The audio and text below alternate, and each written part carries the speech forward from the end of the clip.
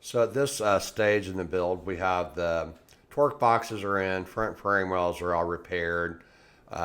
We have new floor supports, or what I call front frame rail extensions. They're all in. So the front end is structurally sound. So before we go ahead and cut the floor out of it, we're going to go ahead and drop it onto the rotisserie. Went ahead and you got the 8-inch rear end pulled out from underneath it. I knew at this point I wasn't sure if I was going to use the 8-inch rear end or do a 9-inch, but I definitely knew I wasn't going to use those 54-year-old springs. So I just took a smoke wrench or a cutting torch just to speed the process up. Cut all the bolts and everything else, and didn't take much to get the rear end up underneath there. So we're getting ready to drop it onto the frame jig. You don't have to have a frame jig. We just bought one because we do enough of these that it was time for us to buy one. It just made more sense, and it's so much easier to move the car around in the shop and not, because a lot of people, you can do it by jack stands, but for us it just made more sense to buy a portable jig that will also work on many makes and models, which we do so many different cars anyway. So the lift definitely helps. Get it lifted up, get it set down on the jig, get that set up, and then we'll be ready to remove the firewall and the floor pan. So we got the car set up on the jig, as you can see, which just took some measuring to make sure our frame was square, which we knew that before we started on this one.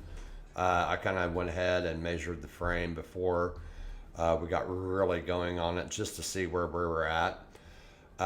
So once after you make sure your frame is all measured out and it checks out, then I just literally dropped the car down on the torque boxes, got those adjusted. Got those adjusted where they needed to be, and then just put the front and the rear back where that needed to be.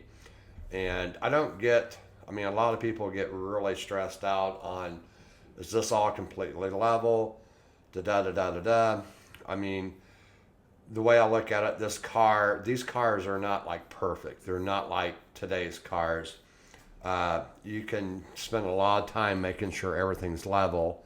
And as long as your frame, it measures out within specs, it's good to go. Just set it down onto the jig, and you're done. A lot of people spend many hours just making sure everything is just perfectly level. Well, the ground in your shop might not even be level, or your garage. And myself, like this jig, it's a universal jig.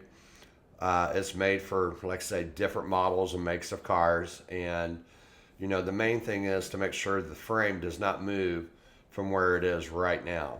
And as long as that doesn't move, you're in good shape. Doesn't really matter if it's level, as long as everything measures out.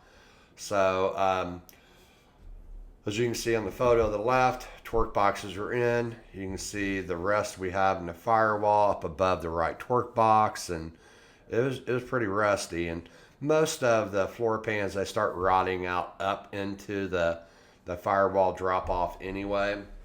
If it's not significant rust, you can just go ahead and repair it and do a patch panel. But ours was starting to really rust out around the passenger side A-pillar, and same with on the A-pillar and the driver's side, it was starting to rust out around that seam. So for me, it just made more sense to replace the entire firewall. That's kind of where we're at on this particular set of photos.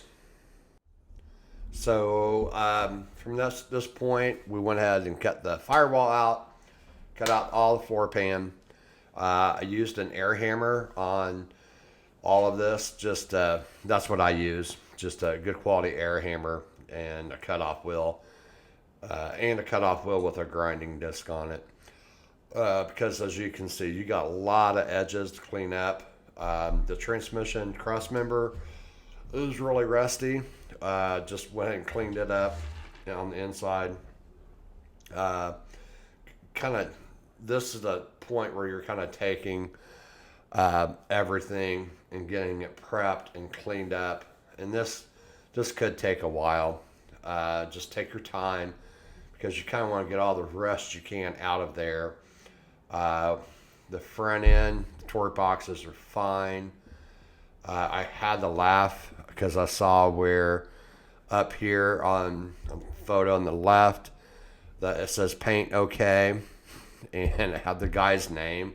I thought that was kind of funny that that little stamp was still on there from the guy inspecting it in the factory. So you'll find all kinds of little things that kind of make you laugh and smile. It's like, wow, that's kind of cool. Like I say, with everything up on the jig, you don't have to worry about anything moving. And so that's one thing I do love about the jig. Just a lot of work here. Just it's not hard, just a little time consuming, especially when you're trying to separate the firewall up on top. Like up in here and around, kind of like around where your vent is up in the upper cowl, not to cut into the cowl. So just take your time as you're cutting and think about everything you're doing. Make sure you're not cutting into something important that you're going to have to go back in, which if you do, you can go back in, stitch, weld it up. It's not rocket science. So just take your time, get that part done. Everyone's wanting to get on the fastback conversion, so am I. But I just got to make sure my foundation is solid before I cut the roof off this thing. And that's all we're doing, is making sure our frame is in excellent shape. So with everything removed, the floor is out of the way, the firewall is out of the way. It was time to go ahead and fit the firewall up inside, because the firewall actually tucks underneath your one-piece floor pan around this edge.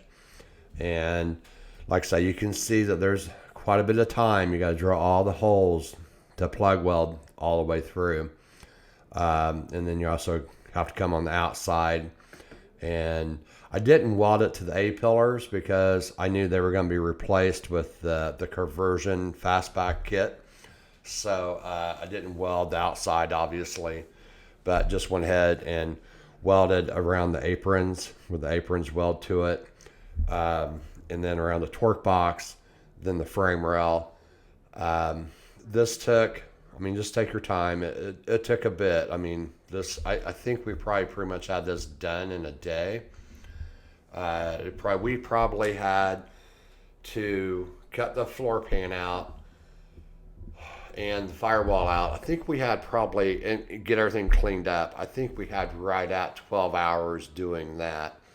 So this is probably going to be another 6-hour install to get your firewall in, but it's so much cleaner than trying to section pieces in.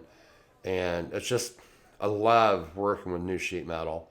And today is the quality. I've been restoring cars since the early 80s or mid 80s. And the quality of parts, I know a lot of people complain about the parts today. And even though they're not OEM Ford, the quality is so much better than the stuff we had to work with back in 1985 and 86. It was laughable at some of the stuff you'd buy. And you would look at the part and look at the car and like, there's no way in hell this is going to fit. So, and I think that's kind of helped us, the older guys. I'm 55. It kind of helps us older guys being able to learn how to, cut and gap and add to something, take it away, because we had to, because every aftermarket part fit like shit back in the day. Today, they're not as bad. They fit pretty halfway decent. So, but the firewall's in this stage. And like I said, brick by brick, piece by piece is, and you have to, find happiness and just, oh my gosh, this is a sense of accomplishment. It's going back together now. And, a firewall is a major piece. So, here it is. The project is just so far out of reach, the ending. But I'm satisfied in my day's work, and I get a lot of enjoyment. Like, finally, the firewall's in it. Heck yes, this is going to look good. And you have to find yourself to do that. If in these long projects, if you get overwhelmed, and you find yourself getting overwhelmed because it's just not going as fast as what you want it to go, you know, you have to be happy with small advancements, like I say, brick by brick. Be happy with this brick laid. Then you lay that next brick. And before you know it, all of a sudden, you got a wall going on. And same with this, you start to see this car being cut apart. It's going back together. And, this point, I'm getting pretty fired up. So we've got our firewall in, and we have pretty much everything prepped. Had a little bit of rust on the outer. Our floor pan, I think we got it from Kentucky Mustangs. I got a one-piece floor pan, and it came with new seat risers, and it came with the top shield to the torque box. Our torque box wasn't really rusted out. It had some pitted rust on it, but I had not planned on replacing it. But since these pieces came with the new floor, it's like gives us a chance. Let's open up the torque box, clean up all the rust inside it, put some good self-etch primer down in there, and then weld our new cap back on. That's just made it so much easier. Now all of a sudden I can get inside that torque box, strip it down, get all the surface rust off, go ahead and get it cleaned up, and get some good self-etch primer on it to give us another protection for another 50 years. So that's what's going on with this video. Not much time here, just a little bit of prep work, as far as getting it all. It's nasty stuff. Always wear a mask.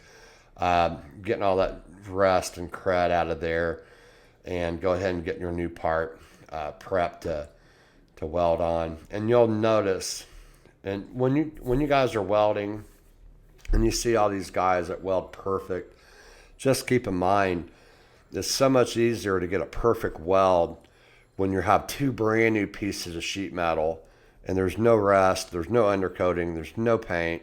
Even if you grind that stuff off, you still can't get the metal exactly clean like a brand new piece of metal.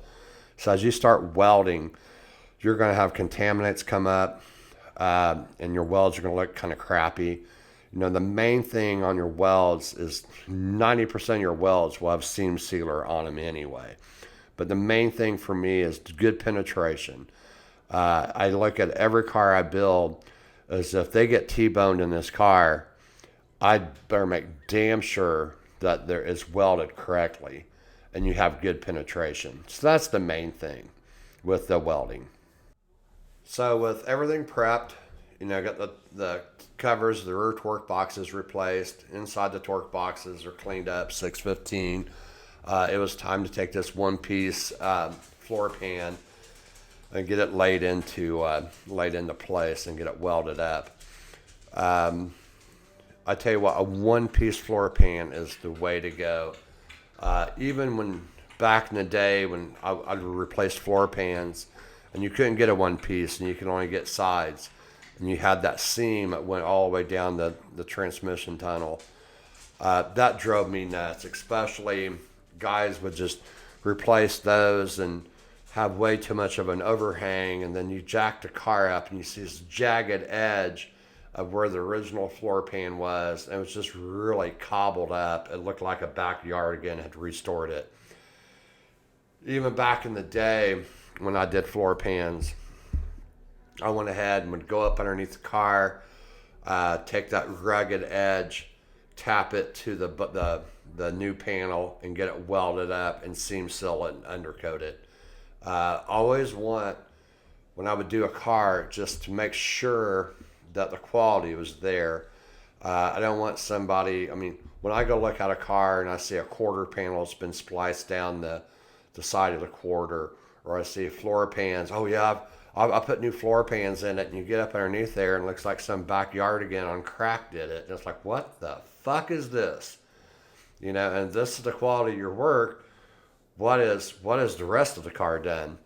So that's just me. I know what I want as a finished fit and finish and fit and final product, and I try to do it the best I can, and definitely not the best out there, but I don't know. I don't think there's anything wrong with the way I do it. And I do realize that a lot of people might be watching this video. You're just starting out and you don't have all the tools and stuff. But tools today, I mean, you can go out and buy some cheaper tools like through Harbor Freight and some other different companies. Man, so much easier than what we could back in the day. So it takes a little bit of investment on your part for sure. But you can buy all the right equipment. You can see the biggest issue I have with the floor pan was in the back end, like right back here. It was really hard because in shipping, the floor pan kind of bent together.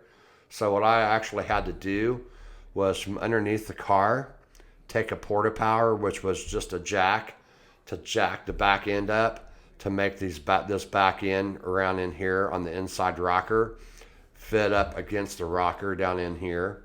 So, but everything else, that was the only thing. And like I said, I just put a porta power underneath the car from this point to this point and just pushed the floor pan out. Other than that, it fit really nice. It fit really nice back around the trunk area. It felt good, fit good around the torque box, around the wheel wells. I went ahead, I knew I was going to do mini tub, so I went ahead and just cut this portion of my tub out. So just kind of get it out of the way.